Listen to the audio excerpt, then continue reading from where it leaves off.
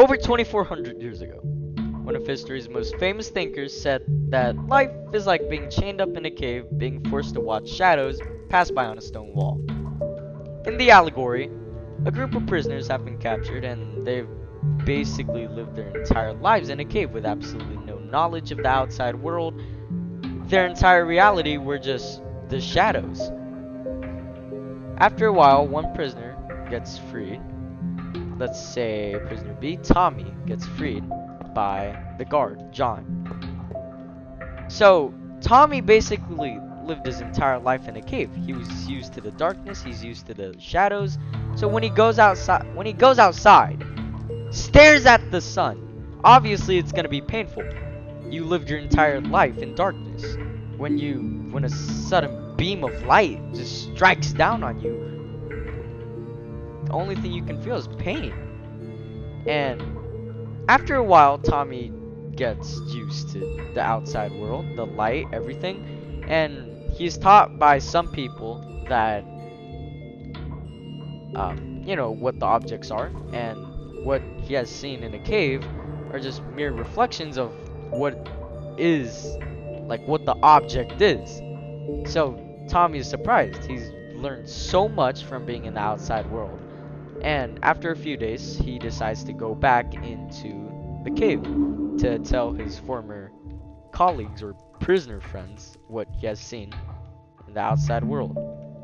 So, Tommy goes back in, but he can't see the shadows anymore. He can't see the shadows that are on the wall, that are supposed to be on the wall. And that's because his eyes were so adjusted to the outside world, to the light, that when he came back into the cave, there's nothing. He can't see the shadow. But for the other prisoners, they can see the shadow perfectly fine. But for Tommy, this is basically what he's seeing. He's not seeing this. He's seeing this. So the other prisoners obviously gets an idea that Tommy has probably gone stupid from going into the outside world because he can't even describe what this is, even though he said that he learned a lot and everything basically.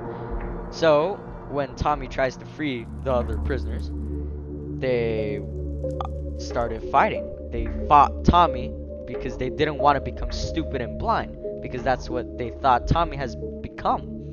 So, obviously, they resist, rather than to go outside into the real world, see what there is to be offered.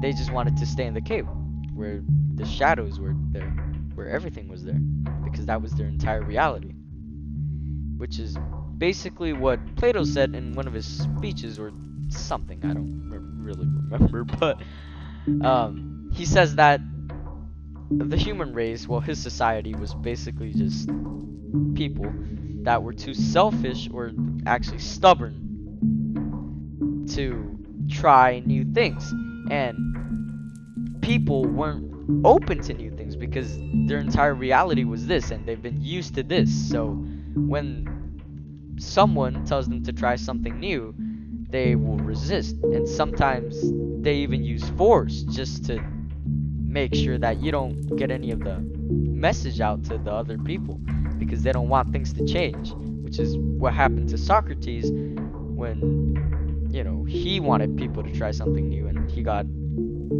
banished or actually killed, executed by the Athenian government. So that's basically what Plato is trying to get across, I think. Well, that's what I think. And oh yeah, I have not described my what sorry, I have not shown what I built yet. But basically, so this is the people, one of the people that are in the cave, inside the cave, observing what's happening. These are the fire pits. This is the puppet master, or the puppeteer. And as you can see, he's holding up a fish, puppet of a fish. So there's a shadow of a fish right there. And these are the prisoners. They're all chained up other than Tommy because he's already told the story. He's gonna go outside, have his fun, come back in, get beaten up. But those are the prisoners. Their entire reality right there. The fish, the shadows that pass by. And these are basically the paths that I made, when they get freed, when the prisoners get freed, they are, they're gonna go up these stairs, up another set of stairs into the outside world.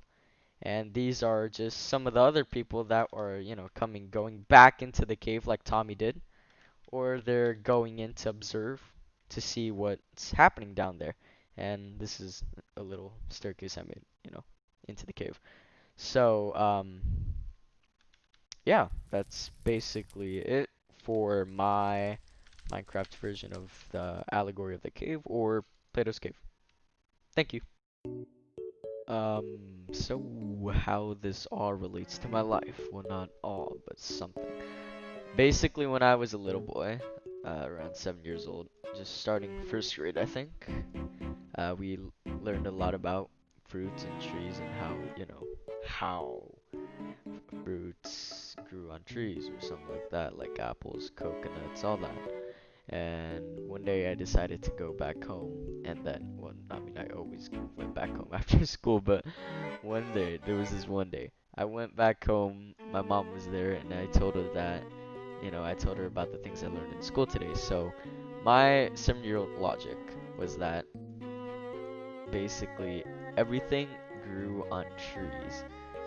And what I told my mom was that if everything grew on trees, that means you don't have to go to the market to buy potatoes. You can just pick the potatoes off the trees. And from that day on, my parents abandoned me, and now I am living under the bridge. No, I'm joking, but I genuinely thought that potatoes grew on trees.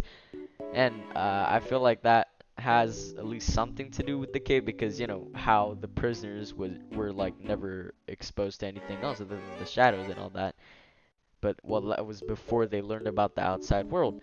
And I feel like that's the same as 7-year-old me thinking potatoes grew on trees, because I've never really haven't learned about how, like where all the other foods come from. So all my knowledge was just the trees, and things grow on trees.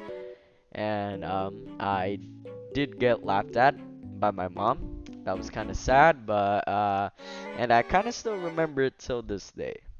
So yeah, I guess that's how well, how the allegory of the cave relates to my life.